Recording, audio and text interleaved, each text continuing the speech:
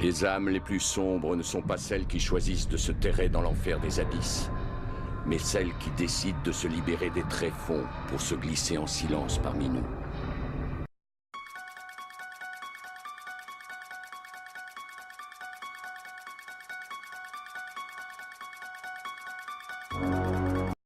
Salut à toutes et à tous, c'est SkeletonX. Aujourd'hui, en cette douce journée, ou même cette douce nuit, tout dépend de l'heure à laquelle vous regardez cette vidéo, je vous propose de parler ensemble d'un incontournable personnage d'horreur. Je vous ai entendu parler de Michael Myers, le fameux tueur en série. Alors, le premier point abordable sera pour les néophytes.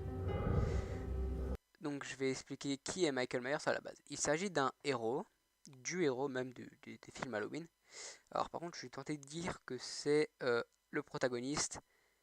Mais je vous rappelle qu'il est tueur en série, donc c'est quand même assez difficile de le classer, donc on va juste dire que c'est le personnage principal. Donc c'est un personnage créé par le John Carpenter, cette même personne qui a réalisé ce Thing.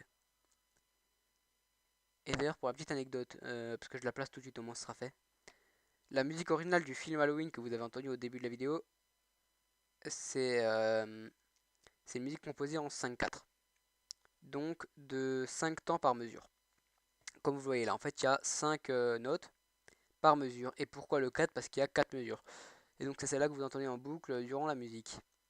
Et d'ailleurs c'est son père qui lui avait appris cette mélodie. Bon, même si Carpenter a rajouté quelques notes par la suite, comme nous l'explique très bien Wikipédia. Bon, je crois que je vous ai un peu perdu là, donc revenons à ce que je disais. Michael Myers est le personnage principal du film Halloween de John Carpenter, et en gros, je vous résume sans spoil, hein, que Michael a tué sa sœur à 6 ans, donc ça déjà on le voit dès le début, hein. Oui, direct le gosse il fait peur quoi, hein. Mais le pire c'est qu'à 20 ans il s'échappe de l'hôpital psychiatrique dans lequel il était donc enfermé. Oui, donc c'est pas assez logique. Bon. Et en gros, Michael va se faire tuer environ une fois par film. Et cela sur 7 films et 2 remakes. Ouais, parce que Halloween 3, je l'exclus direct, hein, vu que Michael Myers c'est pas dedans. Bon, sachant qu'il va pas mourir en tout cas. Pas avant les remakes. Et sérieux, je fais un énorme câlin à Rob Zombie parce que il a fait un remake d'Halloween qui est d'ailleurs encore mon film préféré Halloween. Et il a fait du bon boulot. Je veux dire, si on prend par exemple un remake tout pourri, genre Massacre à la tronçonneuse, celui de 2003, Vous allez dans le il mauvais complètement à chier sens. par rapport à l'original. Stop, il faut pas aller. Alors que celui d'Halloween, si on oublie le docteur Loomis, oui, parce que la série originale, dans la série originale, il est charismatique, il est tout ce que tu veux. Autant dans les remakes, c'est un mec qui sert à rien. Et ça, par contre, c'est un des seuls défauts des remakes que j'ai trouvé de plus. Et pour argumenter ça, je suis pas le seul à penser ça. Tout plein de personnes qui connaissent les films Halloween m'ont dit la même chose. Alors le truc cool avec la saga Halloween, c'est que la théorie du plus il y a de suite, plus c'est nul, comme dans Chucky ou Jurassic Park, là c'est faux. Parce que même si le 1 pour moi restera toujours le meilleur, et que le 8 est à chier, entre les deux il y a eu le 5 qui est épique. Alors déjà j'emmerde le box-office parce que je me suis amusé à faire un petit graphique pour mon plaisir. Et au box-office, le film le moins rentable de tous les Halloween, c'est le 5. Un gros doigt dans ton cul. Et donc oui, même entre temps il y a eu le 5, il y a eu le 4 qui est pas mal, il y a eu. Ouais, bon, il y a eu le 3, mais ça compte pas vraiment. Et le 3 par contre il est complètement à chier. Bon, en gros, Halloween 1, 4, 5 et 2 déchirent leur maman, et Halloween 8 est nul. Les autres c'est des remakes, donc je vais pas en parler. Adressons-nous encore une fois aux néophytes. Allez, faites un espoir, pour l'instant ça vaudra mieux. Vous vous demandez sûrement pourquoi le film s'appelle Halloween. Ou peut-être que vous le savez déjà, mais je m'en fous. Donc si vous n'êtes toujours pas allé voir sur Wikipédia, je vous remercie déjà pour commencer. Et je vais vous l'expliquer, c'est très simple, c'est parce qu'il a tué sa sœur un soir d'Halloween. Et que chaque année il revient à Haddonfield pour tuer à Halloween. Il tue des enfants le jour d'Halloween. Pas des enfants et des adultes aussi. Hein. Des personnes innocentes en général. Hein, simplement parce que comme l'expliquerait le vrai Dr Loomis, lui, je t'aime. Dans les yeux de Michael, il n'y a que le vide. Il y a rien. C'est les ténèbres. Ceci explique cela. Parlons plus sérieusement de Michael Myers. Et ceux qui n'ont pas vu les films et qui comptent les voir, partez, parce que ça risque de spoiler à mort. Et juste pour le placer, Michael Myers n'a jamais existé dans Ghost. Hein, donc avant de partir, vous lavez le cerveau de Ghost, il n'est pas dedans, c'est pas vrai. C'est juste un complot de toute façon. Bon, je vous laisse le temps de partir aux néophytes, ceux qui veulent voir les films, voilà, parce que ça risque de spoiler. Et pendant ce temps, je vais vous mettre un petit extrait d'Halloween, parce que Osef.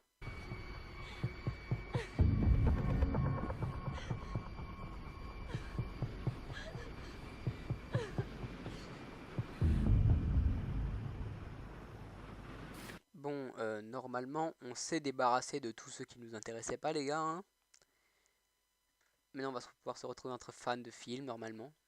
Alors, commençons déjà par l'hypothèse de pourquoi la série originale, dans la série originale, il ne meurt pas. Alors, j'ai une théorie sur ça, je vais vous l'expliquer. Alors, est-ce que vous connaissez ceci? Il s'agit d'une citation de Albert Einstein, et si on en croit le docteur Loomis, les yeux de Michael sont éteints et vides. Voilà, vous comprenez tout ce que je veux dire. Et à part dans le premier film, quand on lui enlève le masque, il ne ressent jamais ni étonnement ni surprise. D'ailleurs, il parle jamais, et c'est d'autant plus flippant. Donc oui, encore une fois, vous avez compris de quoi je parle. Donc Michael Myers est un mal qu'on ne peut arrêter. Ça fait 15 ans Intérieurement, que tu il n'as pas serait dit un mot. mort. Et 15 comment ans. tuer un mort à part dans les films de C'est zombies? presque une vie. On peut pas. Et c'est évidemment une idée abstraite, mais on va pas partir dans ce débat parce que ça serait trop long. On le fera peut-être une autre fois, une autre vidéo, ça pourrait être pas mal. Donc là, si vous me suivez encore, vous allez me dire qu'il meurt dans le deuxième remake. Enfin, officiellement, il meurt. Parce qu'après, on n'en sait rien. On voit juste son cadavre. Et c'est vrai. Il faut pas oublier que le remake n'a pas été fait par le créateur de Michael Myers. D'ailleurs, il n'y a eu que le 1 qui a été fait par John Carpenter. Les autres, ils ont tous été faits par des autres. Donc je disais qu'il n'a pas été fait par le créateur de Michael Myers. Il a été fait par Rob Zombie. Donc ça compte pas vraiment. D'ailleurs, pour appuyer sur ce que je vous dis, allez regarder la fin du deuxième remake. Sur le visage de sa sœur là, hein. Avouez, on voit la folie naissante. Et si demain un réalisateur avec des couilles et du talent, j'abuse sur le talent parce que si c'est un réalisateur pourri qui nous fait ça, allez vous faire foutre. Imaginez qu'un réalisateur continue la fin de Halloween 2 de Rob Zombie. Parce que Michael est mort. Donc c'est une fin. Mais si quelqu'un ose continuer cette histoire et ce film en prenant sa sœur comme tueuse, ça aurait une logique. Ça sera peut-être moins épique que quand c'est Michael qui tue, mais ça aurait une logique. Et ce serait certainement une des meilleures suites du cinéma qu'on ait pu voir. Et ce serait peut-être même un des meilleurs films existants. Après c'est qu'un avis perso, mais c'est rien de grave. Je sais pas votre avis. Peut-être que vous devriez me laisser le vôtre, ça pourrait être pas mal. J'ai plus grand chose à vous dire. Si je peux vous parler de mon graphique que j'ai pas exposé parce qu'il était pas très lisible. Mais en gros, on voit très simplement que Halloween 1 est entre 50 000 et 60 000 dollars. Ça, c'est ce qu'il a rapporté au créateur des films. Et en fait, il y a eu une énorme chute pour le 2 qui est passé entre la barre des 20 000 et 30 000 dollars. 30 millions, excusez-moi, en fait, on parle en millions par mille. Donc, entre la barre des 20 millions et des 30 millions. Et donc, après, on a encore plus une chute vers le 3. Là, il passe entre. Là, il est en dessous des 15 millions à peu près. Et quant au 4, lui, eh ben, il fait une petite remontée vers les 20 millions. Donc, il dépasse les 15 millions, mais c'est pas encore ça. Ensuite, on a à nouveau une chute vers le 5. Donc, allez vous faire foutre. Donc, là, on est à peu près à 11 millions. Et d'un coup, on arrive au 6. Alors, le 6, c'est peut-être celui que j'ai le moins vu de Michael Myers. Parce que je sais pas pourquoi. Ça m'intéresse pas tellement. Et lui, par contre, il a fait une petite remontée vers les 15 millions. Et ensuite, on passe au 7. Film qui a été fait pour les 20 ans. Et qui est peut-être un des premiers que j'ai vu qui était vraiment épique. Et donc, il est arrivé à la barre des 75 millions de dollars. Autrement dit, celui qui a fait les 20 ans s'en est foutu plein les poches. Et en plus, Laurie Strode, je connais plus son vrai prénom, Jamie Lee Curtis, voilà, Jamie Lee Curtis, qui jouait Laurie Strode, est revenu pour cet épisode-là. Et c'est vraiment pas mal. J'aime beaucoup cette actrice dans Halloween. Par contre, on a le 8 qui arrive, Résurrection, celui que tout le monde déteste, a priori, qui lui a fait une chute monumentale parce que des 75 millions, on est passé à 40 millions. C'est une vilaine chute. Et c'est là que en 2009 apparaît Robo. Et il nous sort le remake d'Halloween 1 qui atteint 80 millions de dollars. En gros, le remake est le plus regardé de tous les Halloween. Le Halloween 1 remake a été celui qui a ramené le plus de fric parmi tous les Halloween. Et par contre, pour le Halloween 2 remake, il y a une surprise pour moi qui était d'ailleurs dommage. Parce que j'aime beaucoup ce remake. La fin est plutôt épique parce que Michael meurt. Et en fait, c'est là qu'on se dit que tout peut mourir. Et la fin est tellement épique quand la sœur enlève le masque. Voilà. Et encore quand il sort. D'ailleurs, vous l'avez vu dans l'extrait. Et en fait, le remake a fait une chute puisqu'il est descendu pour la barre de 40 millions, voire même un tout petit peu plus bas, entre la 30 millions et 40 millions. Donc il est descendu un peu plus bas que le 8.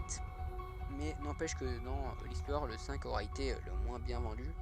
Pourtant c'est le premier que j'ai vu et c'est celui que j'ai trouvé hyper épique parce qu'il est assez flippant au niveau des ghosts quand même.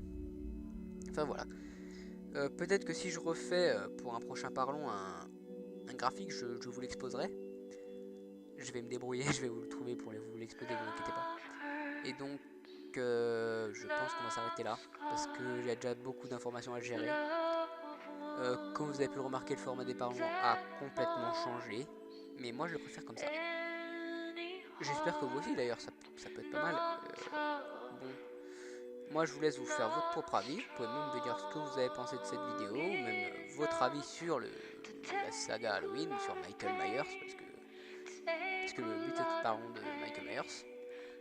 Et donc vous comprenez le titre maintenant, Parlons, parce que là en fait on vient bien de parler ensemble. Voilà, moi je vous laisse, je vous dis à la prochaine, j'espère que la vidéo vous a plu.